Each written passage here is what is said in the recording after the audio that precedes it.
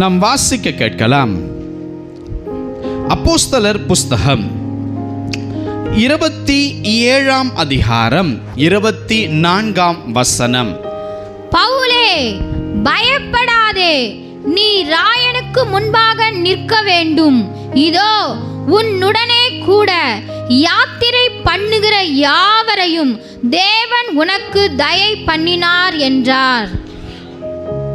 உன்னோடு கூட யாத்திரை பண்ணுகிற யாவருக்கும் தேவன் உனக்கு தயவு பண்ணினார் என்றார். எல்லா வேதாகமத்தை கீழே வைத்துக் கொள்ளலாமா? ஹல்லேலூயா. பாருங்க, தேவன் இன்றைக்கு நமக்கு கொடுக்கும் மன்னா என்னவென்றால், பயப்படாதே, தேவன் உனக்கு தயவு பண்ணினார். எத்தனை பேர் ஆமென் சொல்ல விரும்புறீங்க? ஹல்லேலூயா. பாருங்க, மனிதர்கள் அவர்கள் கண்களிலும் அவருடைய இருதயத்தில் இருந்து வருகிற இரக்கத்திற்கும் தேவனுடைய கண்களில் இருந்து வருகிற தயவுக்கும் இரக்கத்திற்கும் எவ்வளவோ சம்பந்தங்கள் உள்ளது எனக்கு அன்பானவர்களே. பாருங்க, இந்த மனிதர்களுடைய இருதயம் எப்படி பார்த்தீங்கன்னா, அது ஒரு கல்லான இருதயமா எப்போ வேணாலும் மாறும். ஆமென். அது நல்ல மென்மையானதாக ஒரு காலத்தில் இருக்கும், ஒரு காலகட்டத்தில் அதே இருதயம் கல்லாய் மாறிவிடும். ஒரு காலத்தில் அவங்க இரக்கமாக இருப்பாங்க, அதுக்கப்புறம் நாட்கள் கடந்து போகும்போது அந்த இரக்கம் கடந்து போய் அது வேற காணப்படும் எனக்கு அன்பானவர்களே. பாருங்க, உதாரணத்திற்கு இப்போ ரோட்டில் நடக்கிற பல ஆக்சிடென்ட்ஸ் நடக்குது பாருங்க. அதில் சில வாலிபர்களோ சில வேலைக்கு போகிற ஒரு 30-40 வயதுக்குட்பட்டவர்களோ ஒரு ஆக்சிடென்ட் ஆகி கீழே விழுந்து ரத்தம் வடிகிற ஒரு சூழலில் கூட யாரும் போய் தூக்கி ஹெல்ப் பண்ண மாட்டாங்க. உடனே பேக்கெட்லேருந்து ஃபோனை எடுத்துட்டு அப்படியே அதை ஒரு வீடியோ ரெக்கார்ட் பண்ணி யூடியூப்லேயும் ஃபேஸ்புக்லேயும் போட்டு விடுறது. ஆமேன். இது இரக்கமா? இல்லை ஒருத்தன் தவிக்கும் நேரத்தில் தண்ணியை கொடுத்து அவனை ஆற்றி தேற்றி உட்கார வைக்கிறது இரக்கமா எனக்கு அன்பானவர்களே? அப்படி இந்த மனிதர்களுடைய கண்களில் இரக்கம் கிடையாத ஒரு நாட்களுக்குள் இந்த நாட்கள் காணப்படுகிறது. அவங்க இருதயத்திலும் உண்மையான அன்பில்லாத ஒரு நாட்களாய் காணப்படுகிறது. ஆனால் நான் சபையை பார்த்து இன்றைக்கு காலை நேரத்தில் கர்த்தருடைய வார்த்தையை சொல்லுகிறேன். நம்மை நேசிக்கும் தேவன் அப்படிப்பட்டவர் அல்ல. ஹல்லேலூயா. அவர் நமக்காக இறங்கி வந்து நம்மளை பலப்படுத்தி, நம்மளை எழும்ப வைத்து, நம்மளை உற்சாகப்படுத்தி நடக்கும் பலனை அந்த நடத்த போகிற கர்த்தர் நமக்கு தரும் அருமையுள்ள தகப்பனாய் நம்மோடு கூட அவர் இருக்கிறார். அன்பானவர்களே, அப்படிப்பட்ட உண்மையுள்ள தேவனுடைய கண்களிலே இரக்கம் பெற்ற தயவு பெற்ற கூட்டம்தான் நீங்களும் நானும். எத்தனை பேர் ஆமென் சொல்றீங்க? சிலர் சொல்றீங்க, இந்த மனுஷங்களுடைய கண்களில் தான் ஐயா தயவு கிடைக்க மாட்டேங்குது, இரக்கம் கிடைக்க மாட்டேங்குது. ஆனால் நானும் எத்தனை முறை விசுவாசித்து கர்த்தர் சமூகத்தில் போராடிக்கிட்டு இருக்கிறது. இப்போ இந்த மனுஷனும் இந்த கடவுளும் இரக்கமற்றவர்கள் சொல்கிற அளவுக்கு ஒரே தன்மை தானே இருக்கு அப்படின்னு ஒருவேளை நீங்கள் சொல்லிக்கொண்டு ஒரு சலித்த ஒரு நிலைமையிலே இந்த ஆராதனையில் நீங்கள் வந்திருக்கலாம். கர்த்தருடைய வார்த்தை உங்களுக்கு நேராய் வருகிறது. என் மகனே, என் மகளே, நீ பயப்படாதே, என் கண்களிலே நீ இரக்கம் பெற்றாய், என் கண்களிலே உனக்கு கிருபை கிடைத்தது, நான் உனக்கு தயவை வரப்பண்ணி உன்னை பேசொல்லி அழைத்திருக்கிற தேவன் என்பதை நீ வருகிற நாட்களிலே காண்பாய் என்பதை கர்த்தர் சொல்லுகிறார். தேவனுடைய ஒரு பெரிய தயவு நம்முடைய தனிமையான வாழ்க்கையில் அந்த தயவு வரப்போகிறது எனக்கு அன்பானவர்களே. எத்தனை பேர் ஆமேன்னு சொல்ல முடியும்? நான் சொல்கிறேங்க, இனி நீங்கள் தனிமையாய் அலைய போகிறது கிடையாது, நீங்கள் தனிமையாய் போராட போகிறது கிடையாது.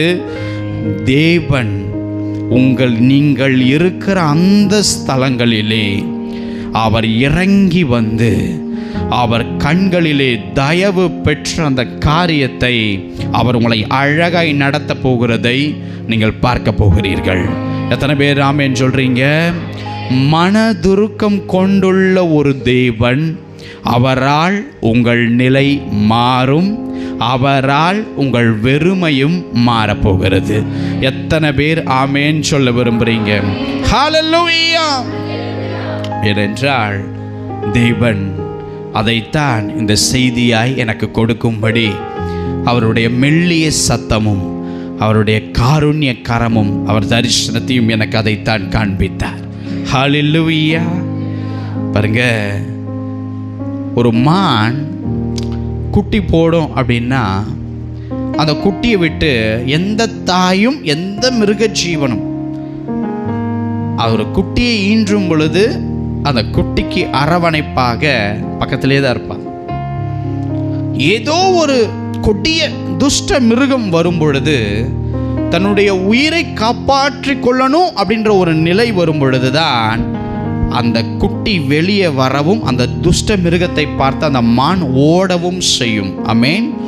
அப்படி அந்த மான் ஈன்ற அந்த சிறு குட்டியை தேவனுடைய கரம் இறங்கி அதற்கு மேல் இருக்கிற அந்த அசுத்தங்களை, அந்த தாயின் வயிற்றிலிருந்து வந்த அதனால் காணப்பட்ட காரியங்களை ஒரு கரம் அவ்வண்ணமாய் அதை நீக்கி சுத்தம் பண்ணி அதை அரவணைக்கிற காரியம்தான் தேவனுடைய தயவு.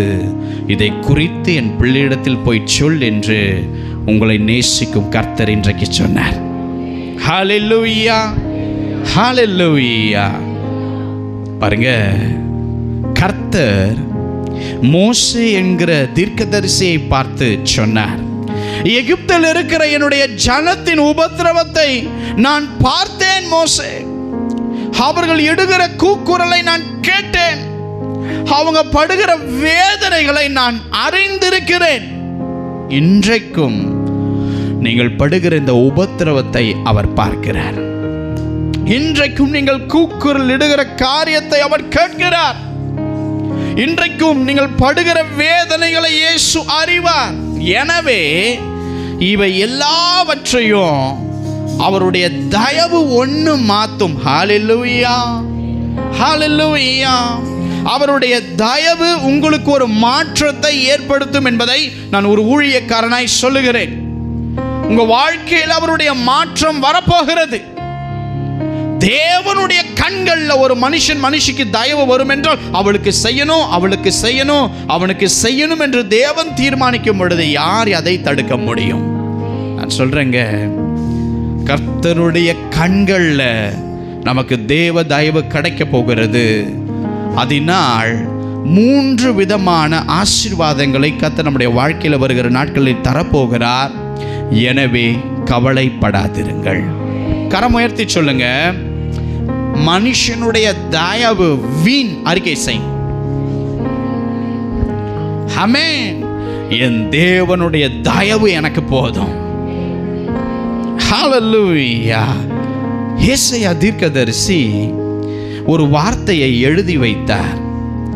அதிலே அந்த வார்த்தை ஒரு அனுபவபூர்வமாக அவர் எழுதி வைத்த ஒரு வார்த்தை என்னவென்றால், கர்த்தர் நீதி செய்கிற ஒரு தேவன். அவர் நமக்கு இறங்கும்படி அவர் காத்திருப்பாராம், நம்மேல் மனதுருகும்படி எழுந்திருப்பாராம். ஹல்லேலூயா! இந்த 3 வார்த்தைக்கு பின்பதாக ஒரு பெரிய ரகசியங்கள் அந்த ஏசாயா தீர்க்கதரிசிக்கு தெரியும். அவர் நீதி செய்கிற ஒரு தேவன். ஆமென். தம்முடைய பிள்ளைகள் கூக்கர்லிட்டு தனிமையாய் அலைந்து திரியும் பொழுது அவங்க கூப்பிடும் பொழுது, நீ கத்திக்கிட்டே கட, நீ அழுதுகிட்டே கட, நீ இப்படியே போராடு அப்படின்னு மனுஷன் மாதிரி இரக்கமற்ற ஒரு நிலையை சொல்ல மாட்டார். தேவன் அதற்கு நீதியை செய்யும்படி உடனே இறங்கி வருவாராம். அதுவும் அவர்கள் மேல் இறங்கும்படி கர்த்தர் காத்திருப்பாராம். இன்னொன்று, மனதுருகி அவர்களுக்கு ஏதாவது நன்மை செய்யணும் என்று சிங்காசனத்தில் இருந்து எழுந்திருப்பாராம். அதைத்தான் இந்த தெய்வ மனிதர் சொன்னார். நான் உங்களுக்கு சொல்லுகிறேன், கர்த்தர் நீதி செய்கிற தேவன்க. கர்த்தர் நீதி செய்கிற தேவன். உங்களுக்கு இறங்கும்படி அவர் எழுந்தருள போகிறார். உங்கள் மேல் மனதுருகும்படி அவருடைய கண்கள் இருந்து தயவு உங்கள் மேல் காணப்பட்டிருக்கிறது. ஹல்லேலூயா. இயேசுவும் அந்த சீஷர்களும் பாருங்க, எரிகோவை விட்டு அவர்கள் புறப்படுகிறார்கள் ஊழியத்தை செய்துட்டு. அப்போ திரள் கூட்டமான ஜனம் இயேசுவுக்கு பின்னாடி இருக்கு. இயேசுவை நெருங்கவே முடியாத அளவுக்கு ஆட்கள், மக்கள் கூட்டம் கிடக்கு. இப்போ அப்பா எரிகோவை விட்டு கடந்து வெளியே போறார். இப்ப பாருங்க, ஒரு சம்பவம் அங்கே நடக்கிறது. வேதாகமத்தில் எத்தனையோ குருடர்களுக்கு தேவன் கண் பார்வையை கொடுத்தார். ஆனால் எவர்களுடைய பெயரையும் தேவன் வேதாகமத்தில் குறிப்பிடும்படி அனுமதிக்கவில்லை. ஆனால் ஒரே ஒரு குருடனுடைய பெயரை தேவன் வேதாகமத்திலே எழுதும்படி பரிசுத்த ஆவியானவரால் மனிதன் உள்ளத்திலே பேசி எழுத வைத்தார். அவன்தான் பர்திமேயு. ஹல்லேலூயா. பர்திமேயு அவன் ஒரு குருடன். அவனுடைய தொழில் என்ன தெரியுமா? ரோட்டோரமா உட்காந்துக்கிட்டு பிச்சை கேட்டுட்டு இருப்பான். ஐயா எனக்கு இதை கொடுங்க, ஐயா எனக்கு அதை போடுங்க. அவன் கண்கள் கிடையாது, கண்கள் பார்வை இல்லை. அவனால எழுந்து நடக்க முடியாது, அவனால வேலை செய்ய முடியாது. அவனுக்கு உதவியாக ஒத்தாசையாக ஒருவரும் இல்லை. ஐயோ என் நிலைமையை யாருமே புரிஞ்சுக்கிட்டு எனக்கு உதவி செய்ய மாட்டாங்களே, என்னுடைய கண் பார்வை இல்லைன்னு மக்கள் தெரிஞ்சு என் மேல ஒரு தயவை காட்ட மாட்டாங்களே, என் சொந்த குடும்பமே அவங்களே ஒரு கட்டத்துக்கு மேல அந்த இரக்கம் கோபமாய் மாறி இன்னைக்கு காணப்படுகிறதுன்னு சொல்லி இந்த பர்திமேயு ரொம்ப நாளா கஷ்டப்பட்டான், ரொம்ப நாளா உடைஞ்சு போனான். ஆனால் அன்றைக்கு என்ன நடந்தது தெரியுமா? இயேசு அந்த எரிகோவை விட்டு கிளம்பும் போது அவன் அந்த வழியாய் ஓரமாய் பிச்சை கேட்டு உட்கார்ந்து கொண்டிருந்தான். அப்போ பக்கத்தில் இருக்கிறவங்க எல்லாம் பேசுகிறாங்க, இயேசு அங்க வருகிறார், அவர் இப்ப எரிகோவை விட்டு வெளியே போகிறார் அப்படின்னுட்டு அந்த சிட்டிக்கு முன்பதாக நின்று மற்றவங்க பேசுகிறதை இந்த பர்திமேயுடைய காதுகள் கேட்குது. உடனே அவனுக்கு ஒரு நம்பிக்கை, ஐயோ இயேசு இப்படி போக போறாரு, எவ்வளவோ பேருக்கு தேவன் அற்புதம் செய்கிறாரே, ஏன் நான் ஒருத்தன் இங்கே இருக்கிறேன் என்பது அவருக்கு தெரியாதா? ஒருவேளை நானா போய் கேட்கணும்னு நினைக்கிறாரா என்று சொல்லி இந்த பர்திமேயுக்கு ஒரு எண்ணம். அவன் என்ன கேட்டான்? இயேசு வருகிறான்னு கேள்விப்பட்டுட்டு அவன் உரத்த சத்தமா அவன் ஒரு வார்த்தையை சொல்லி கூப்பிடுகிறான். அதாவது, தாவீதின் குமாரனே எனக்கு இரங்கும், தாவீதின் குமாரனே எனக்கு இரங்கும். ஏன்னா அவனுக்கு இறங்கும்படி அங்கே யாரும் இல்லை, அவனுக்கு தயவை காட்ட அங்கே யாரும் இல்லை. ஆனால் அவன் கூப்பிடும் பொழுது பக்கத்தில் இருக்கிறவங்க கிட்ட அடிக்கிற மாதிரி வந்து, பேசாதரா பேசாதரா கத்தாதரா பேசாத கத்தாத அப்படின்னு சொல்லி அதட்டுறாங்களாம். ஆனால் அவன் அதட்டினதுக்கு அப்புறமா தான் அதிகமா தாவீதின் குமாரனே இன்னும் சத்தமிட்டு, முன்னாடி சொன்னதை விட இன்னும் சத்தமிட்டு கூப்பிட்டான்.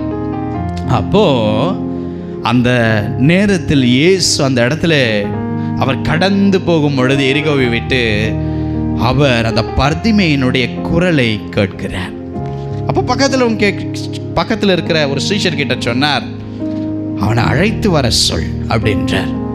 அந்த கூட்டத்தில் அந்த பர்திமேயுவை அழைத்து வர சொன்னாருன்னு இவனுக்கு சொன்னது தாங்க. என்ன தெரியுமா பண்ணா? தன்னுடைய மேலே இருக்கிற வஸ்திரத்தை எறிந்து விட்டு ஓடி வந்தான். அப்போ கொஞ்சம் யோசிச்சு பாருங்க, எத்தனையோ வருஷமா அவனுக்காக மனதுருகிறதுக்கு ஒரு ஆள் கிடையாத ஒரு நிலை. ஆமென். அவனுக்காக 5 நிமிஷம் கூட டைம்ஸ் பண்ணி பேச முடியாத ஒரு நிலையிலே அவன் தள்ளப்பட்டவனாய் இருந்தான். பர்திமேயை கூட்டிட்டு வாங்கப்பான்னு தேவன் சொல்லும் பொழுது, இதுவரையும் தன்னுடைய வாழ்க்கையில் அவன் காணாத கேளாத ஒரு உண்மையான அன்பை அவன் பார்த்த பொழுது அவன் எழுந்து வரல, தன் மேல இருக்கிற வஸ்திரங்களை எறிந்து போட்டு ஓடி வந்தான். இயேசு கேட்டார், நான் உனக்கு என்ன செய்ய வேண்டும்? அவன் சொன்னான், நான் பார்வை அடைய வேண்டும் ஆண்டவரே. ஹல்லேலூயா. அங்க இருக்கிற எத்தனையோ பிச்சைக்காரன் கேட்டிருப்பான், எனக்கு வஸ்திரம் வேணும், எனக்கு சாப்பாடு வேணும், எனக்கு ஒரு வீடு வேணும், எனக்கு ஒரு வேலை வேணும். அவன் கேட்டான், எனக்காக என் பேரை சொல்லி இவ்வளவு பெரிய ஒரு தேவன் அழைத்துவான்னு சொல்றீங்களே, உங்களை பார்க்க வேண்டும், நீர் நடக்கிற வழிக்கு பின்னாடி நான் நடக்க வேண்டும். ஆண்டவரே, என் கண்களை நீர் திறந்தருளும், நான் பார்வையிட வேண்டும். இயேசு சொன்னார், நீ போகலாம், உன் விசுவாசம் உன்னை ரட்சித்தது என்று. அவன் பார்வை அடைந்தான். ஆனால் எந்த குருடனும் செய்யாத ஒரு காரியத்தை அவர் செய்தார். என்ன தெரியுமா? இயேசு அவர் கடந்து போகும்போது இந்த பர்திமேயுவும் இயேசுவுக்கு பின்னாடியே போயிட்டான். ஆமென். ஒரு நாள் அவனும் சீஷனாய் ஒரு நாள் மாறினான். ஆமென். தயவு, அந்த தயவும் அந்த இரக்கமும் யார்கிட்ட இருந்து வருமோ அவருக்கு என் வாழ்க்கையை ஒப்பு கொடுக்கிறேன் என்று பர்திமேயு தன்னுடைய முழு வாழ்க்கையும் இயேசுவுக்காய் ஒப்பு கொடுத்தார். காரணம் என்ன தெரியுமா? ஒரு தாயின் வயிற்றில் இருந்து ஈன்ற அந்த மான் குட்டியை போல அதை துடைப்பதற்கு கூட ஒருவரும் இல்லாத நிலையில் ஒருத்தருடைய ஸ்பெஷல் கரம் வந்து அவனை சுகமாக்கும் பொழுது அந்த மான் குட்டி அவருக்கு பின் செல்லும் என்றால், இந்த பர்திமேயும் அவருக்கு பின் சென்று ஒரு சிறந்த சீஷனாய் பின் நாட்களிலே மாறினான். நான் உங்களுக்கு ஒன்று சொல்லுகிறேன், அவர் தயவு எல்லாத்திலையும் விட பெருசுங்க. அவர் இரக்கம் எல்லாத்தையும் விட பெருசு. ஹல்லேலூயா. ஒரு சகோதரி இந்த வாரம் எனக்கு ஃபோன் செய்தாங்க. அவங்க சொன்னாங்க, பிரதர், என்னால் சபைக்கு வெளியரங்கமாக போக முடியாது, எங்கள் கணவர் ரட்சிக்கப்படலை, ஆனால் அவருக்கு தெரியாமல் நான் பக்கத்தில் இருக்கிற சில சபைக்கு போயிட்டு வருவேன். நம்மளுடைய செய்திகளையும் அவங்க தொடர்ந்து கேட்டுக்கொண்டு இருக்கிறாங்க. அப்போது அவங்க சொன்னாங்க, பிரதர், என்னுடைய ஸ்பைனல் கார்டில் எனக்கு ஒரு பிரச்சனை இருக்குது. இப்போ டாக்டர் சொல்லியிருக்காங்க எனக்கு வந்து ஆப்ரேஷன் பண்ணணும் அப்படின்ட்டு நாளைக்கு வர சொல்லியிருக்காங்க, டேட்டை குறிக்கிறதுக்காக பிரதர் அப்படின்னு சொன்னாங்க. அப்போது அந்த வலிக்காக ஜெபம் பண்ணுங்க அப்படின்றதுக்காக அவங்க கால் பண்ணாங்க. அப்போது ஆண்டவரிடத்தில் அவர்களுக்காக நான் ஜெபம் பண்ணும்போது அந்த பக்தி உள்ள, அவங்களுடைய பிற மதத்தினர் தான், ஆனாலும் அந்த பக்தி உள்ள இருதயத்தில் இருந்த அந்த சின்ன விசுவாசத்தை இயேசு பார்த்தார். நான் ஜெபம் பண்ணும் பொழுதே கர்த்தருடைய மனதுருக்கமான ஒரு கரம் அவங்களுடைய சரீரத்தில் இறங்குவதையும், அவருடைய ஸ்பைனல் கார்டில் இருக்கிற அந்த பலவீனத்தின் இருளின் அந்த அக்கினியை கர்த்தர் விளக்கி போட்டதை எனக்கு காண்பித்தார். ஹல்லேலூயா. அவங்க ஹாஸ்பிட்டல் போனாங்க. அடுத்த நாளே ஹாஸ்பிட்டல் போனாங்க. டாக்டர் சொன்னாங்க, உங்களுக்கு ஆப்ரேஷனே தேவைப்படாது. ஹல்லேலூயா. தேவனுடைய தயவு, தேவனுடைய இரக்கம், தேவனுடைய மனதுருக்க உண்மை, உங்கள் சூழ்நிலையை அவர் பார்க்கிறார். தேவனுக்கு நன்றி செலுத்தினாங்க. ஜெபித்த எனக்கும் நன்றி செலுத்தினாங்க. நான் உங்களுக்கு சொல்லுகிறேன், ஆண்டவர் உங்களுக்கும் வருகிற நாட்களில் இன்றையிலிருந்து ஒரு பெரிய தயவு, நீங்கள் எங்கே போனாலும், எங்கே இருந்தாலும், நீங்கள் எங்கே வாழ்ந்தாலும், ஆஃபீஸில் இருந்தாலும், எங்கே இருந்தாலும், உங்களை கழுத்தை நெரிக்கிறதை போல பிரச்சனை கொடுக்குற எந்த சூழலில் இருந்தாலும் சரிங்க, ஒரு பெரிய தேவ தயவு ஸ்பெஷலாக உங்கள் மேலே இருக்கிறத மற்றவர்கள் பார்ப்பார்கள். நான் உங்களுக்கு சொல்லுகிறேன், அது உங்களுடைய ஞானமோ உங்களுடைய பலனோ உங்களுடைய அறிவோ அல்ல, உங்கள் மேலே வந்த தேவனுடைய தயவினால் வந்த ஆசீர்வாதம். இன்றைக்கு அந்த தேவன் உங்களை பார்த்து சொல்லுகிறார், பயப்படாதே, நான் உனக்கு தயவு பாராட்டுகிற தேவன். ஹல்லேலூயா. மனுஷனுடைய அக்கிரமம் இந்த பூமியிலே அது பெருகும் பொழுது, இந்த பூமியிலே இந்த மனுஷனை உண்டாக்கிறதற்கே தேவன் மனஸ்தாபப்பட்டாருங்க. தேவன் வருந்தினார். அது அவர் இருதயத்துக்கு விசனமாகவும் இருந்துச்சு. பட் இவ்வளவு தேவன் ஹர்ட் ஆனாலும் ஒரே ஒரு மனுஷன் மேல அவருடைய கண்களில் ஒரு மனுஷனுக்கு தயவு கிடைத்தது. அதுதான் நோவா. ஹல்லேலூயா. கர்த்தருடைய தயவு முதல்ல அவர் மேல வந்துச்சு. அந்த தயவு குடும்பத்தின் மேல வந்துச்சு. அந்த தயவு பேழையின் மேல வந்துச்சு. அந்த தயவு அவருடைய சந்ததியில வந்துச்சு. அதனாலே அந்த நோவாவும் பேழையும் குடும்பமும் சந்ததிகளும் பாதுகாக்கப்பட்டனர். நான் உங்களுக்கு சொல்லுகிறேன், அந்த தயவு அவர்களுக்கு சிறந்த உடன்படிக்கையை கொண்டு வந்தது. அந்த தயவு பாதுகாப்பு மட்டுமில்ல, சிறந்த தேவனுடைய ஆசீர்வாதங்களை இந்த பூமியிலே வாழ்வதற்கு கர்த்தர் அந்த நோவாவுக்கு இந்த பூமியையே கர்த்தர் விசாலமான காரியத்தையே தேவன், நோவா, இது இனி உனக்கும் உன் சந்ததிக்கும் உன்னுடைய பின்வருகிற எல்லாருக்காகவும் நான் பண்ணுகிற உடன்படிக்கைன்னு சொல்லி கர்த்தருடைய தயவு அவர் வாழ்க்கையில பாதுகாப்பும் ஆசீர்வாதத்தையும் உடன்படிக்கையின் உண்மைத்துவத்தையும் கொண்டு வந்தது. எத்தனை பேர் ஆமேன் சொல்றீங்க? ஆமேன். எங்க அந்த வெள்ளம், அந்த மழை மரங்களை அசைத்தது, சில மலைகளை மூடினது, குடும்பங்களை மூடினது, மிருக ஜீவன்களை மூடினது. ஆனா ஒரே ஒரு பேழையை மட்டும் அதனால ஒண்ணுமே பண்ண முடியல. அதற்கு காரணம், எல்லாம் அழிந்தாலும் ஒரு பேழையும் அதற்குள் இருக்கிற என்னுடைய மகனும் மகளும் குடும்பங்களும் ஒரு தீங்கும் வரக்கூடாது என்று கர்த்தர் சொல்லவில்லை. இறங்கி பேழைக்கு முன் நின்று சாட்சி கொடுத்தார். அவருடைய தயவு அவ்வண்ணமாய் பெரியது என அன்பானவர்களே. ஹல்லேலூயா.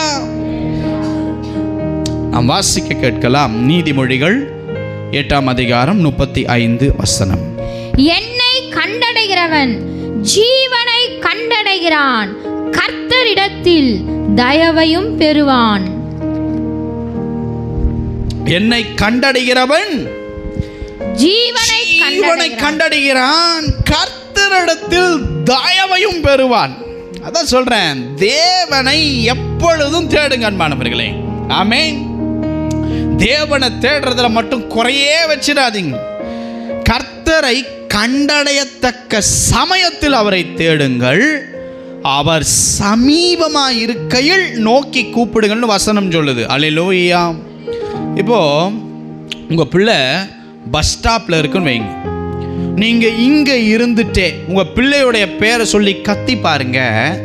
பஸ் ஸ்டாப்ல இருக்கிற பிள்ளைக்கு கேட்குமா? கேட்காது. ஃபோன் பண்ணி கத்தி பாருங்க, கேட்கும். அல்லேலூயா. பாருங்க, கர்த்தர் நமக்கு குறித்திருக்கிற ஒரு எல்லை இருக்கு பாருங்க. அந்த எல்லைக்குள்ள கர்த்தர் இருக்கும் பொழுது, நாம் அவரை நோக்கி கூப்பிடும் போது, அவர் சமீபமாய் இருக்கும் பொழுதுதான் உங்கள் ஜெபம் கேட்கப்படும். அவர் தூரமா எங்கேயோ இருக்கும் பொழுது நாம் சொல்லுகிற காரியத்திற்கு அவர் மறு உத்தரவு தர மாட்டாரா? அப்போ வேதம் சொல்லுகிறது, கர்த்தரை கண்டடையத்தக்க சமயத்தில் தேடுங்கள். அப்படின்னா தேவனை தேடுவதும் ஒரு சமயம் ஒன்று இருக்கிறது, ஒரு நேரம் ஒன்று இருக்கிறது. அந்த நேரத்தில் கர்த்தர் உங்க எல்லைக்குள் சமீபமாய் இருப்பார். அந்த சமீபமாய் இருக்கும் பொழுது, நீங்கள் கூப்பிடும் பொழுது, கேட்கும் பொழுது, காரியங்களை சொல்லும் பொழுதுதான் கர்த்தர் ஒரு பெரும் தயவை உங்க வாழ்க்கையில கொண்டு வர முடியும். அப்போ கண்டடையத்தக்க சமயத்தில் நீங்க தேடணும். அவர் சமீபமாய் இருக்கும் பொழுது நோக்கி கூப்பிடணும். ஹல்லேலூயா. சிங்கக்குட்டிகள் தாழ்ச்சி அடைந்து எப்படி இருக்குமா தெரியுமா? பட்டினியா இருக்குமா, கர்த்தரை தேடுகிறவர்களுக்கோ ஒரு நன்மையும் குறைவுபடாது. அப்போ கர்த்தரை அந்த மாதிரி தேடும் பொழுது ஒரு பெரிய தயவு நம்ம வாழ்க்கையில் வரும் என்பதை சங்கீதக்காரர் எழுதி வைத்திருக்கிறார். எனவே அவரை தேடுங்க. அவரை தேடுறதை மட்டும் எக்காரணத்தை கொண்டு நிறுத்தி கொள்ளாதீங்க. அவர் தயவு நம்மளை ஆசீர்வதிக்கும். ஹல்லேலூயா. இப்போ அவரை தேடின 3 பரிசுத்தவான்கள் இருக்காங்க.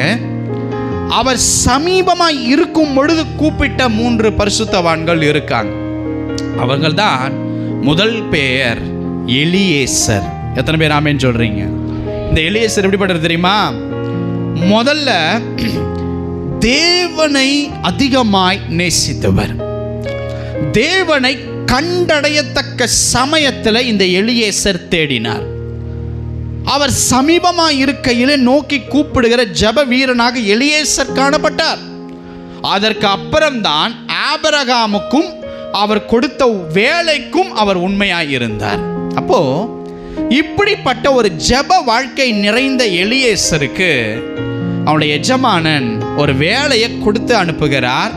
ஏன்னா அவர் எஜமானன் ஆபிரகாமுக்கு தெரியும், இந்த எலியேசர் உண்மையுள்ளவன், ஜெபிக்கிறவன், இந்த கரெக்டாக ஒரு காரியத்தை கொடுத்தா செய்து முடிக்கிற ஞானம் உள்ளவன், கரெக்டாக அவ கொண்டு வருவான் என்று சொல்லி ஆபிரகாம் நம்பி ஒரு பெரும் பொறுப்பை இந்த எலியேசர் கரத்தில் ஒப்பு கொடுக்கிறார். அங்கே நடந்த காரியங்கள் எல்லாம் உங்களுக்கே தெரியும். ஆனால் நான் சொல்ல வருவது என்னவென்றால், அங்கே எலியேசர் ஒரு ஜெபம் பண்ணினார். அன்பானவர்களே, அந்த ஜெபம் எப்படிப்பட்டதா இருந்தது என்றால், என் எஜமானனாகிய ஆபிரகாமின் தேவனாகிய கர்த்தாவே, நீர் எனக்கு இந்த காரியத்தை வாய்க்க பண்ணி என் எஜமானனுக்கு தயவு செய்தருளும் என்றார். அல்லேலூயா. பாருங்க, நான் போறேன்ப்பா, எனக்கு தயவை காட்டுங்கப்பா அப்படி ஜெபிக்கலைங்க. நான் போறேன், தயவை காட்டுங்க, யாருன்னு சூஸ் பண்ணிட்டு நான் வரேன் அப்படி சொல்லலைங்க. அவர் ஜெபம் பண்ணாரு, எனக்கு இந்த காரியத்தை வாய்க்க பண்ணுங்க, அண்ட் என் எஜமானனுக்கு நீங்க தயை செய்தருளுங்க.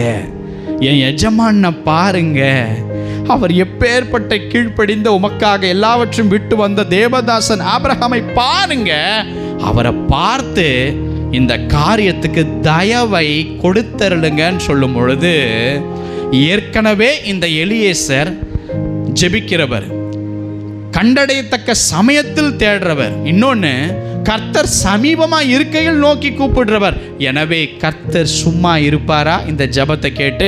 இல்லை அன்பானவர்களே, கர்த்தர் அந்த பிரயாணத்தை வாய்க்க செய்தார். இன்னொன்று இதில் பெரிய ஆசீர்வாதம் என்னன்னா, அலைச்சல் இல்லாமல் கர்த்தர் கொடுத்த ஒரு பெரிய ஆசீர்வாதம் என்றால் எலியேசருடைய பிரயாணம். எனக்கு அன்பானவர்களே, அந்த காரியம் முடிவிலே வாய்த்தது. அதே தயவு இனி உங்கள் வாழ்க்கை மேலே வரப்போகிறது. எத்தனை பேர் விசுவாசிக்கிறீங்க?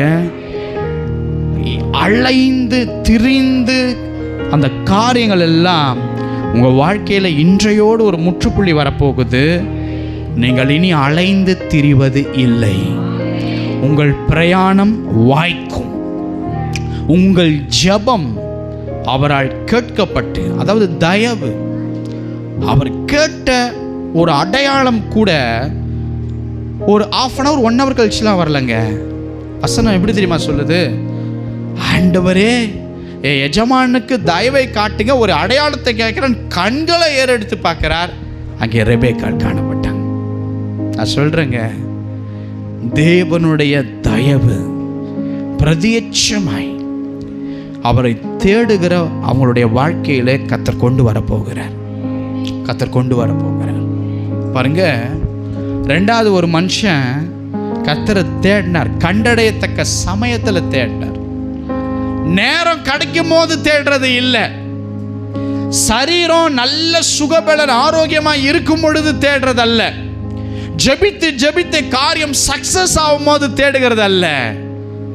கண்டடையத்தக்க சமயம் என்றால் அவன் வாழ்க்கையில் வனாந்திரத்துக்கு போகும்போதும், அவங்க வாழ்க்கை பள்ளத்துக்குள்ளே போகும்போதும், அவங்க சரீரம் ஒத்துழைக்கவில்லை என்றாலும் அவரை தேடும்படி கண்டடையத்தக்க சமயத்திலே தேவன் எப்போ என் எல்லைக்குள் வருவாரோ அப்போ நான் ஜெபிப்பேன்னு அவர் பிரசனத்தை உணர்ந்து பிரசனத்தை காத்து கொள்ளுகிறவர்கள் தான் இந்த பரிசுத்தவான்களாய் காணப்பட்டாங்க. அப்போ பாருங்க, இந்த யோசேப்பு எகிப்துக்கு அடிமையாய் போகப்பட்டார். ஆனால் நான் பார்த்து வியந்த தேவனுடைய செயல் என்னவென்றால், அவங்க அப்பா கூட இருக்கும்போது கூட, அந்த சொப்பனத்துக்கு கொள்ளும்போது கூட அவங்க அப்பா கண்களில் கூட ஒரு தயவு வரல. அவங்களுடைய வளர்ப்பு தாய்கிட்ட இருந்து ஒரு தயவு வரல. அவங்க சகோதரர்கள் கிட்ட இருந்து ஒரு தயவு வரல. யாக்கோபினுடைய மறுமனையாட்டினுடைய பிள்ளைங்க என்ன தீங்கு செய்றாங்க அப்படின்னு அவங்க அப்பா பார்க்கும்படி அவளை அப்படியே ஒரு ஸ்பையா வச்சிருந்தார் யோசேப்பை. அவனுங்க கண்கள்லையும் ஒரு தயவு யோசேப்புக்கு மேல வரல. ஆனா இந்த எகிப்துக்கு அடிமையாய் கொண்டு போகப்பட்டார் பாருங்க, அன்னைக்கு ஆரம்பிச்சுதுங்க அவர் தனிமை. உண்மைதான், அவர் அனாதையை போல நின்றது உண்மைதான். அவருடைய வாழ்க்கையில நம்பிக்கையற்ற நிலையில் இருந்தது உண்மைதான். ஆனா நான் சொல்றேன், இவங்க எல்லாரும் வெளியே போகும்போது ஒருத்தர் ஆட்டோமேட்டிக்கா யோசேப்புக்கோடு கூட கிளம்பி வந்துட்டார். ஆமென். இப்போ அடிமையா அவரை கொண்டு போகும்போது யோசேப்பை மட்டும் கொண்டு போயிருக்க மாட்டாங்க. கூட ஒரு 10, 20, 30 பேரோடு கூட தான் யோசேப்பை கொண்டு போயிருப்பாங்க. இஸ்மவேலர்கள் இப்படி பல கைதிகளை கூட்டிட்டு போய் எகிப்துக்கு கொண்டு போகும்போது அந்த எகிப்துல அடிமைகளை வாங்கறதுக்காக கர்த்தர் பல பேர் வந்தாங்க, ஒருத்தர் வரல. எகிப்துல பல பேர் பல அடிமைகளை வாங்கிட்டு போறதுக்காக வந்தாங்க. ஆனால் கர்த்தர் சரியான ஒரு ஆள், போத்திபார். அவன் இந்த பார்வோனுக்கு பிரதானியும் அதிபதியுமாய் இருந்தான். எத்தனையோ பேர் வந்து ஒரு ஆடு மாடு வாங்குற மாதிரி அடிமைகளை வாங்கிக்கிட்டு வீட்டுக்கு போனாங்க. ஆனா கர்த்தர் சரியான ஒரு போத்திபாரை கர்த்தர் கொண்டு வந்தார். போத்திபார் யோசேப்பை பார்த்த உடனே ஒரு பெரிய தேவ தயவு போத்திபார் கண்களிலே கர்த்தர் கொடுத்தார் என்று நான் சொல்லுவேன். உடனே அந்த இஸ்மவேலரிடம் பணத்தை கொடுத்து யோசேப்பை வாங்கிக்கிட்டு அடிமையாய் வீட்டுக்கு கொண்டு போகிறார். எனக்கு அன்பானவர்களே பாருங்க, வசனம் சொல்லுது, அடிமையாக தான் போத்திபார் வாங்கின்னு போனார். ஆனால் யோசேப்பை போத்திபார் அடிமையாக வைக்கவில்லை. இந்த மனுஷனோடு கூட இவருடைய தேவன் ஒருத்தர் இருக்கிறார்னு போத்திபாரே உணர்ற அளவுக்கு அவர் என்ன செய்தாரோ அங்க காரியம் வாய்க்குதுங்க. அதை பார்த்துட்டு இந்த போத்திபாருடைய கண்கள்ல தயவு வந்து, இனிமேல் நீ அடிமையா இருக்க கூடாது தம்பி, உங்க கடவுள் உன்னை நேசிக்கிறார், நீ எது தொட்டாலும் விளங்குது, எனவே எனக்கு நீ ஊழியக்காரனா மாறுன்னு சொல்லி போத்திபார் இந்த யோசேப்பை அடிமை ஸ்தானத்திலிருந்து தன்னுடைய ஊழியக்காரனாக வைத்து கொண்டார். இன்னும் ஒரு படி மேலே சொல்லணும்னா, நீ என் வீட்டு காரியத்தை ஒழுங்குபடுத்துகிற ஒரு தலைவனாக என் வீட்டுக்கு இருன்னு சொல்லி எல்லா அடிமைகளுக்கும் மேலாக, தம் வீட்டில் இருந்த வேலையாட்களுக்கு மேலாக யோசேப்பை போத்திபார் வைக்கும்படி அனாதையாய் இருந்த அவர் மேலே கர்த்தருடைய தயவு இருந்ததினால் போத்திபாருடைய கண்களிலே தேவன் தயவை கட்டளையிட்டு அங்கே ஒரு பொறுப்பை கொடுத்து சின்னதாய் உயர்த்தினார். ஆமென். கர்த்தர் என்னைக்குமே சடன்னு உயர்த்திட மாட்டார். இங்கிருந்து 100வது படியில தான் நான் காலை வைப்பேன் அப்படின்னா உயர்த்த மாட்டார். சாத்தான் சடிதியாய் கொடுக்கிற உயர்வு. ஆமென். அது ஊழியமாக இருந்தாலும் குடும்பமாக இருந்தாலும், இயேசுவை சாத்தான் மலையின் மேலே கூட்டிகிட்டு போகும்போது எப்படி தெரியுமா கூட்டு போனா? Fraction of seconds. உலகத்தினுடைய சகலத்தையும் நான் உங்ககிட்ட காண்பிக்கிறேன், என் காலுக்கு கீழே நீங்கள் மண்டிடுங்க அப்படின்னும் போது அந்த உயர்ந்த மலை அதை கூட்டிட்டு போகிற அந்த காரியத்தில் ஃப்ராக்ஷன் ஆஃப் செகண்ட்ஸில் கொண்டு போனான். அன்பானவர்களே, அந்த உயர்வு, அது சடிதியில் வருகிற உயர்வு மேன்மைப்படாது, அது கீழே விழும். ஆமென். கர்த்தர் கொண்டு போய் டைரக்டாக பிரைம் மினிஸ்டரை உட்கார வைக்கலங்க. முதல்ல அடிமையாக வாங்க வந்த போத்திபார் கண்களில் தயவை கட்டளையிட்டார். ஹல்லேலூயா. இப்போ யோசேப்பு ஒரு தப்பு செஞ்சிட்டார். அவன் மனைவி சொல்கிறாங்க, அவரை கொண்டு போய் சிறைச்சாலையில் போட்டாங்க. நான் அங்கே அதிர்ந்து போய் பார்க்குறேன், அந்த சிறைச்சாலைக்கு ஒரு தலைவன் இருக்கான் பாருங்க. அவன் இந்த யோசேப்பை பார்க்கும் பொழுது, ஐயோ இவன் கூட கர்த்தர் இருக்கிறாருப்பான் என்பதை உணர்ந்து சிறைச்சாலைக்கு இவனை இந்த ஐயாவை ஒரு அதிபதியாக, ஒரு சிறைச்சாலையிலே ஒரு சிறந்த ஒரு மனுஷனாக பொறுப்பை கொடுத்து சிறைச்சாலை தலைவன் யோசேப்பை ஒரு சின்ன அடுத்த கட்ட உயர்த்துகிறார்.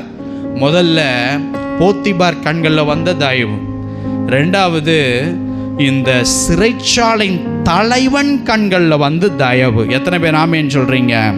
அவரோடு கூட கர்த்தர் இருந்தார், காரியத்தை வாய்க்க பண்ணினார். காரணம் தயவு. இப்போ மூன்றாவது தயவு யோசேப்புக்கு எங்க தெரியுமா வருது? அங்க இந்த பார்வோன் அந்த கவர்மெண்ட் போஸ்ட்ல அரண்மனையில் இருக்கிற 2 பேரை கொண்டு போய் சிறைச்சாலையில் வைக்கிறான். இந்த பார்வோன் யார் என்றால், ராஜாவுக்கு திராட்சரசம் ஊற்றி கொடுக்கிற பானபத்திரக்காரன். இன்னொருத்தன் ராஜாவுக்கு உணவு தயாரிக்கிற ஒருத்தனுடைய தலைவன். 2 பேருமே கவர்மெண்ட் வேலை. இப்ப பார்வோன் 2 பேரையும் கொண்டு போய் சிறைச்சாலையில் வைக்கிறான். இப்போ அந்த இடத்துலயும் இந்த பானபத்திரக்காரன் ராஜாவுக்கு பார்வோனுக்கு திராட்சரசம் ஊற்றி கொடுக்கிற அவன் கண்கள்ல கர்த்தர் யோசேப்புக்கு தயவு கிடைக்கும்படி பண்ணுகிறார். இது யோசேப்பின் வாழ்க்கையில் வந்த மூன்றாவது தயவு. இப்ப நல்லா கவனிங்க. இப்போ கர்த்தர் பார்வோனுக்கு முன்பதாக கொண்டு போய் யோசேப்பை நிறுத்தினார். அந்த பார்வோன் கண்களில் ஒரு தேவ தயவு யோசேப்புக்கு வரும்படி கர்த்தர் செய்தார். அவன் சொன்ன 2 சொப்பனத்துக்கும் அர்த்தம் சொல்லும் பொழுது நல்லா கவனிங்க. அங்கே போத்திபார் தன் வீட்டுக்கு அதிகாரியாக வைத்தான். 2வது சிறைச்சாலைக்கு அதிகாரியாய் சிறைச்சாலை தலைவன் வைத்தான். 3வது இந்த பெரிய தயவு இந்த பார்வோனால் சகல எகிப்துக்கும் அதிகாரியாக யோசேப்பை கர்த்தர் வைத்தார். காரணம் என்ன தெரியுமா? யோசேப்பு செய்வதெல்லாம் வாய்க்கும், வாய்க்க பண்ணுவார். எங்க போனாலும் எந்த நல்ல காரியத்தை செய்தாலும் தேவ பிரசன்னம் இருந்தது, தயவு இருந்துச்சு. எனவே அந்த தயவு படிப்படியாய் உயர்த்தி கொண்டு போய் அவரை மேலே உட்கார வச்சுதுங்க. நான் சொல்றேன், தண்ணி எல்லாரும் குடும்பமாய் கூட இருக்கும் பொழுது அந்த தயவு யோசேப்புக்கு வரல. அடிமையாய் போகும் பொழுது ஒருத்தர் கூட வந்தார். அவருடைய தயவு யோசேப்பை உயர்த்தியது. ஹல்லேலூயா, ஹல்லேலூயா. நான் உங்களுக்கு சொல்றேன், யோசேப்பு கர்த்தரை தேடினார். அது சிறைச்சாலையோ, போத்திபார் வீடோ, காவல் கிடங்கோ, அரண்மனையோ, எல்லாவற்றிலும் கர்த்தரை தேடினார். கர்த்தரை கண்டடையத்தக்க சமயத்தில் தேடினார். அவர் சமீபமாக இருக்கும்போது நோக்கி கூப்பிட்டார். எனவே இந்த எலியேசருக்கு கர்த்தர் வாய்க்க பண்ணினார், தயவும் பண்ணினார். கர்த்தர் யோசேப்பிற்கு வாய்க்கவும் பண்ணினார், அந்த காரியத்தை தயவும் பண்ணினார். எனக்கு அன்பானவர்களே, எத்தனை பேர் ஆமென் சொல்ல விரும்புறீங்க? ஹல்லேலூயா. நான் சொல்றேங்க, கர்த்தர் வருகிற நாட்களில் அவர் உங்களுக்கு காரியங்களை அழகாய் வாசலை திறந்து கொண்டே இருப்பார். நீங்கள் போகிற செய்கிற காரியங்கள் எல்லாம் இயேசு கிறிஸ்துவின் நாமத்தில் சொல்றேன், அதெல்லாம் வாய்க்கும், வாய்க்கும். பெரிய பெரிய அதிகாரி கண்கள் எல்லாம் கர்த்தர் உங்களுக்கு தேவ தயவை தருவாருங்க. ஹல்லேலூயா. பெரிய தேவ தயவு உங்க மேல இந்த ஆராதனையில இறங்கி கொண்டு இருக்கிறத நான் பார்க்கிறேன், நான் விசுவாசிக்கிறேன். உங்கள் வேலை ஸ்தலத்தில், உங்கள் பிள்ளைகள் படிப்பில், உங்களுடைய குடும்பத்தில், உங்களுடைய ஊழியத்தில், உங்களுடைய தனிப்பட்ட வாழ்க்கையில், உங்களுடைய ஜெப வாழ்க்கையில் ஒரு தயவின் பிரசன்னம் இறங்கி கொண்டிருக்கிறது. தயவு என்ன தெரியுமா? என் மகளுக்கு நான் செய்யணும், என் மகனுக்கு நான் இதை செய்யணும்னு நினைக்கிறதல்ல, இறங்கி வந்து அவனுக்காக செய்கிறது. எனவே எலியேசரின் நிலை உங்களுக்கு இருக்கும் என்றால், யோசேப்பின் நிலை உங்களுக்கு இருக்கும் என்றால், நீங்கள் செய்ய வேண்டியதெல்லாம் ஒன்றே ஒன்று, அவரை எப்பொழுதும் நான் தேடுவேன், கண்டடையத்தக்க சமயத்தில் தேடுவேன். ஆமென். அவர் சமீபமாக இருக்கும்போது நான் நோக்கி கூப்பிடுவேன், நான் நோக்கி கூப்பிடுவேன். பாருங்க, கரங்களை உயர்த்துங்க. நீங்க பரலோகத்தை பார்த்து சொல்லுங்க, இனி என் காரியம் வாய்க்கும், இனி என் ஜெபம் கேட்கப்படும். சொல்லுங்க பார்க்கலாம். இனி நான் கேட்கிற அடையாளம் எனக்கு கொடுக்கப்படும். சொல்லுங்க. இனி என் பிரயாணம் வாய்க்கும். சொல்லுங்க. இனி என் தலையை அவர் உயர்த்துவார். சொல்லுங்க. இனி என் அடிமைத்தன நிலை மாறும். ஹல்லேலூயா. எத்தனை பேர் உண்மையா சொன்னீங்க? கர்த்தர் செய்வார், கர்த்தர் செய்வார். நாம் ஒரு வசனத்தை வாசிக்க கேட்போம். 2 பரிசுத்தவான்களை குறித்து பார்த்தோம். 3வது எஸ்தர் 5:2. எஸ்தர் 5ஆம் அதிகாரம் 2ஆம் வசனம்.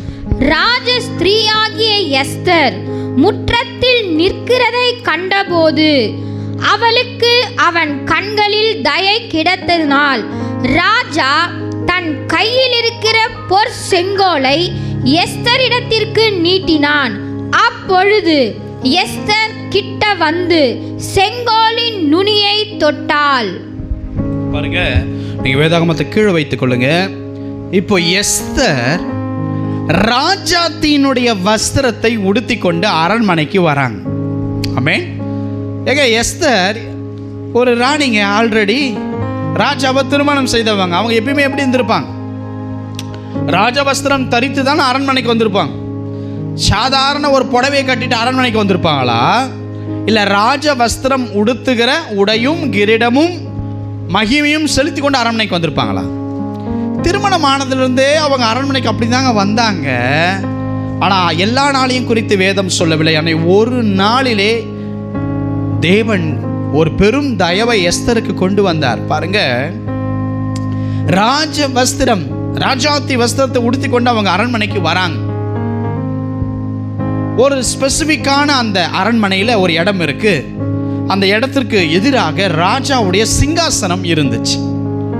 அது கொலு மண்டபத்தின் அருகே அப்படின்னு சொல்லி அந்த நாட்களில் சொல்லுவாங்க. அப்போ இந்த ராஜா ராஜாத்தி எஸ்தரை பார்க்கிறார். பார்த்துட்டு பாருங்க, தன்னுடைய கையில் இருக்கிற இந்த செங்கோலை எஸ்தர் கிட்ட நீட்டுறார். அல்லேலூயா. இப்போ டெய்லி உங்க மனைவியை நீங்க பார்க்குறீங்க, உங்க கணவரை நீங்க பார்க்குறீங்க. திடீர்னு கிச்சனில் இருக்கும்போது உங்கள் கணவரை பார்க்குறீங்க. அவர் ரெஸ்ட் ரூம் போயிட்டு வரும்போது, என்னங்க என்னை விட்டு ஏங்க ரெஸ்ட் ரூம் தனியாக போனீங்க அப்படி நான் கேட்பீங்க. ஏங்க எப்படி நீங்கள் வந்து இந்த மாதிரி காரியத்தில் நீங்கள் வந்து இந்த நேரம் கூட உங்களை விட்டு நான் பிரியாமல் இருக்கணும் அப்படின்னு யாருன்னா சொல்லுவாங்களா? ஏன்னா வீட்டில் இருந்து தான் அரண்மனைக்கு வந்திருக்கிறார். என்னமோ தான் மனைவியை புதுசா பார்க்குற மாதிரி கர்த்தர் ஒரு காரியத்தை அங்கே செய்கிறார். எஸ்தர் வந்து அப்படியே உடுத்தி அப்படி நிற்கிறாங்க. இவர் உடனே பாசமா தன் கையில் இருக்கிற செங்கோலை தன் மனைவி கிட்ட நீட்டுறார். அந்த அம்மா அந்த செங்கோலுடைய நுனியை தொடுது. அல்லேலூயா. அதெல்லாம் அந்த காலத்தினுடைய ஒரு லவ். ஆமென். அல்லேலூயா. இந்த காலத்தில் இருக்குதா? கரம் உயர்த்துங்க. அதாவது அந்த செங்கோலை அப்படி நீட்டினார்னா, ஐயோ நான் உன் நினைவாகவே இருக்கிறேன், என் முன்னாடி நீ உடனே வந்துட்டே அப்படின்னும் போது நானும் உங்கள் நினைவாகவே இருக்கிறேங்க அப்படின்ட்டு அதுவும் போயிட்டு கரம் தொடுறதா ஒரு அர்த்தம் அந்த நாட்களில் இருந்துச்சு. அப்போது செங்கோலை இந்த அம்மா நுனியை தொட்டும் பொழுது ராஜா உடனே கேட்குறான், எஸ்தர் உனக்கு என்ன செய்ய வேணும்? நீ ராஜ்யத்தின் பாதி கேட்டாலும் நான் உனக்கு தரமா? ஏன் இப்போதான் எஸ்தரை முறையை பார்த்தாரா? இல்லை, ஒரு தயவு அன்றைக்கு அரண்மனைக்குள் எஸ்தர் மேலே இறங்கினது, அந்த தயவு இப்போ உங்கள் மேலே இறங்குகிறது. கவனிங்க. நீ கேட்கிற மன்றாட்டு என்ன எஸ்தர்? நீ ராஜ்யத்தில் பாதி கேட்டாலும் நான் தருவேன். ஆமேன், ஆமேன். இப்போ காசு இல்லாத போது உங்கள் மனைவி ஒரு 1000 ரூபா கேட்கும், இருக்கிறதுலையே நாம் அப்படியே காரி துப்பி இருதயத்தில் பேசிப்போம். ஆமேன். நம்ம வெளியே பேசிக்க மாட்டோம். ஆமேன். ஏன்னா எதில் கை வச்சிருவாங்க?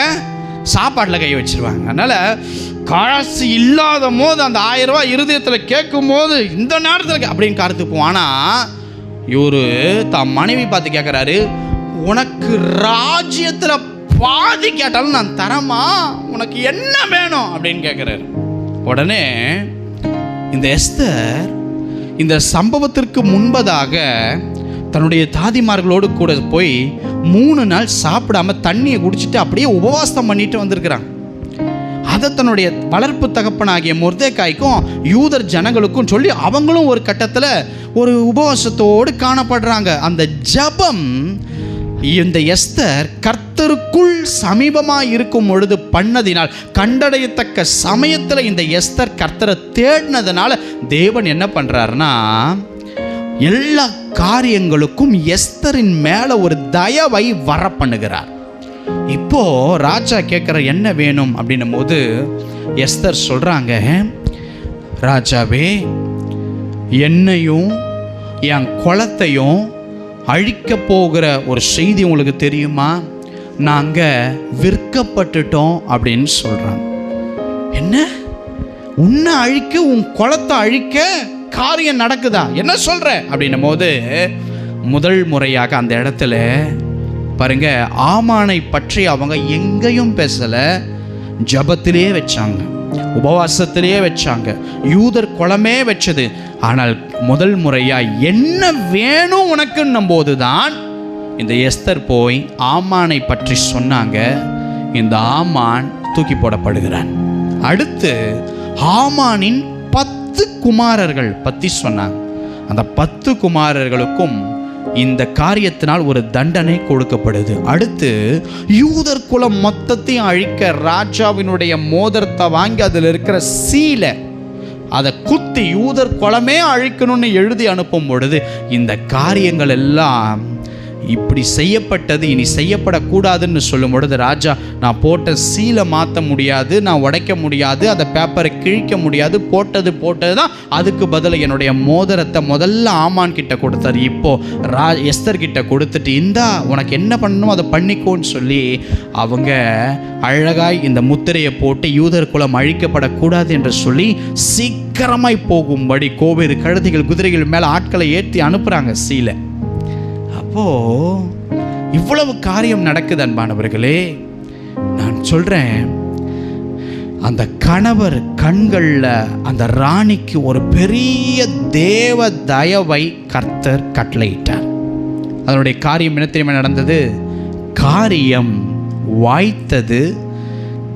பெரிய காரியம் மாறுதலாகவும் முடிந்தது. எத்தனை பேர் விசுவாசிக்கிறீங்க? உங்களுக்கு காரியம் வாய்க்க போகுது. பக்கத்தில் திரும்பி சபையை மறந்துடாது. சொல்லுங்க பார்க்கலாம். ஆமென், ஹல்லேலூயா, ஆமென். கர்த்தர் உங்களுக்கு காரியத்தை வாய்க்க பண்ணுவாருங்க. உங்களுடைய காரியங்கள் நன்மைக்கு எதுவாகி மாறிக்கிட்டு இருக்குது. ஆமென். யார் யார் கண்களில் தயவே வராதோ அவன் இருதயத்தில் ஸ்டோனையே வச்சு படைச்சிங்க போலுக்குது ஆண்டவர் அப்படின்னு நினைப்பீங்க. பார்த்தீங்கன்னா கல்லா இருக்குது ஆண்டவர், அவன் இருதயம் கல்லா கிடக்குது, அவன் இருதயெல்லாம் அந்த தயவினால் கரைய போகுது பாருங்க. கர்த்தர் செய்வார் அன்பானவர்களே. எனவே எலியேசர் கர்த்தரை தேடினார், கண்டடைத்தக்க சமீபா இருக்கும் நோக்கி கூப்பிட்டார். கர்த்தர் காரியத்தை வாய்க்க பண்ணினார், தயவு பண்ணினார். யோசேப்புக்கு வாய்க்க பண்ணினார், தயவும் பண்ணினார். ஹல்லேலூயா. எஸ்தருக்கு காரியத்தை மாறுதலை முடியவும் வைத்தார், வாய்க்கவும் பண்ணினார், தயவையும் பண்ணினார். இப்போ கடைசியா நம்ம இந்த அப்போஸ்தலர்ல ஒரு வசனத்தை வாசிச்சோம் தெரியுமா? அந்த வசனத்தில் ஆண்டவர் சொன்னார், என்னது? பயப்படாதே, நான் உனக்கு தயவை வர பண்ணினேன். இப்போ பவுல் ஐயா கப்பலில் போகும்போது ஒரு பெரிய விஷயம் நடந்துச்சு. என்னன்னா, கப்பல் விபத்துக்கு உள்ளானது. ஒரு பெரிய சேதத்தில் கப்பல் மாட்டிக்கிச்சு. அப்போ தேவ தூதன் இறங்கி வந்து, பவுலே நீ பயப்படாதப்பா, தேவனுடைய கண்கள்ல நீ கிருபை பெற்றப்பா, தயவு பண்ணினார்ப்பான்னு சத்தம் கேக்குது. எப்ப தெரியுமா? ஆக்சிடென்ட் ஆகி கப்பல் கவிழ்ந்து கடல்ல உழுந்து சாக போறாங்க. இந்த நேரத்துல பவுலையாவுக்கு ஒரு சத்தம், சத்தம் இல்ல, பக்கத்துல வந்து நிக்கிறாப்புல ஒரு தேவதூதன். பவுலே நீ பயப்படாத, தேவன் உனக்கு தயவு பண்ணினார் அப்படின்னுட்டு. இப்போ அங்க இருக்கிறவங்களாம் கத்துறாங்க, ஐயோ நாங்க சாக போறோமே. ஏன்னா நிறைய பேர் கைதியெல்லாம் கொண்டு வந்திருக்காங்க கப்பல்ல. ஐயோ எங்க வாழ்க்கை முடிஞ்சு போச்சு, இனிமே எங்க புள்ள குட்டிய பாப்பனா, யார பாப்பனான்னு கத்துறாங்க. உடனே பவுலையா சொல்றாரு, ஏ இங்க பாரு, நானும் உன்ன மாதிரி தான்ப்பா பயந்தேன். இப்போதான் ஒரு தேவதூதன் கர்த்தர்கிட்ட இருந்து இறங்கி வந்து சொன்னாரு, பவுலே பயப்படாத, நான் உனக்கு தயவு பண்ணினேன்னு சொன்னார். எனவே கப்பல் சேதம் அடையட்டும், உன் உயிருக்கு சேதம் வராதுப்பா, அவர் வார்த்தையை நம்புப்பான்னு கர்த்தர் சொல்லி அனுப்பினார். இன்னும் அதிகமாக சொல்லணும்னா, பவுலின் நிமித்தம் அந்த கப்பல்ல இருந்த ஒரு ஆத்துமா கூட அந்த கடல்ல மூழ்கி போகாத அளவுக்கு ஒரு தயவு பவுல் ஐயா கூட இருக்கிற எல்லாருக்கும் அந்த தயவு பரவியது. ஆண்டவர் சொன்னாரு, அந்த பவுல் ஐயா சொன்னாரு, கப்பல் சேதமே அல்லாமல் உங்களுக்கு பிராண சேதம் வராது அப்படின்ட்டு பவுல் ஐயா சொன்னாருங்க. அவங்க எப்படி கரை வந்து ஒதுங்கினாங்க தெரியுமா? ஸ்விம்மிங் பண்ணி. கடல்ல மூழ்க வேண்டிய அவங்க நீந்திக்கிட்டே வந்து கரை வந்து அந்த பெரும் கூட்டம் சேர்ந்தது. அதுதான் மெலித்தா தீவு. ஆமென். நான் சொல்றேன், வேற எந்த தீவுக்கு போயிருந்தாலும் இன்னும் பிரச்சனையில மாட்டியிருப்பாங்க. அந்த மெலித்தா தீவு மக்கள் அவர்களை அடிமையாய் நடத்தவில்லை. அவர்கள் தேவ வார்த்தையை கேட்டு விசுவாசித்து தேவனை சொந்த இரட்சகராய் ஏற்றுக்கொண்டு அந்த பவுல் என்கிற தேவ மனுஷன் வாழ்க்கையில் கர்த்தர் வச்ச தயவு அவரையும் காப்பாத்துச்சு, கப்பலையில் இருந்தவளையும் காப்பாத்துச்சு, மெலித்தா தீவாரையும் அடுத்து காப்பாத்துச்சு. அந்த தயவு அவரை பாதுகாத்து அவர் ஊழியத்தில் அந்த தீவில் உயர்த்தப்பட்டது.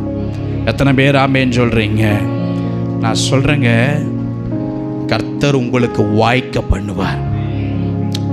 கர்த்தர் உங்கள் பிரயாணத்தை வாய்க்க பண்ணுவார். கர்த்தர் நீங்கள் தனிமையாய் நிற்கிற எகிப்திலே கர்த்தர் உங்களுக்கு வாய்க்க பண்ணுவார். அரண்மனையிலே நின்று கொண்டு இருக்கிற உங்களுக்கு ராஜாவின் கண்களிலே கர்த்தர் வாய்க்க பண்ணுவார். கர்த்தரையே தெரியாத பல கைதிகளுக்கும் அங்கே இருந்த கப்பலில் இருந்த மற்ற சேனாதிபதி கண்களிலும் கர்த்தர் தயவை கொடுத்து வாய்க்க பண்ணுவார். ஏன் தெரியுமா? கைதிகளை விலங்க அவுத்து விட்டு கப்பல்ல இருந்து கடலுக்குள்ள குதிக்க வைக்க கூடாது. ரூல்ஸ் என்னன்னா, கப்பல் சேதமாயிடுச்சு, இவங்களை வந்து தப்பிக்க விடக்கூடாது. அதுக்கு பதிலாக அவங்களுடைய ஸ்வாட் வாளை எடுத்து ஒவ்வொரு கைதிகளையும் வெட்டி கொன்னுட்டதுக்கப்புறம் தான் கடலில் போய் தூக்கி போடணும். ஆனால் அங்கே ஒருத்தன் பவுலையும் மற்றவளையும் குத்தும்படி அவன் வாளை எடுக்கும் பொழுது அவனுடைய கூட இருந்த அதிகாரியை வேண்டாம் வேண்டாம் வேண்டாம் அப்படின்னு ஒரு தயவு வந்துச்சு பாருங்க. அதுதாங்க தயவு.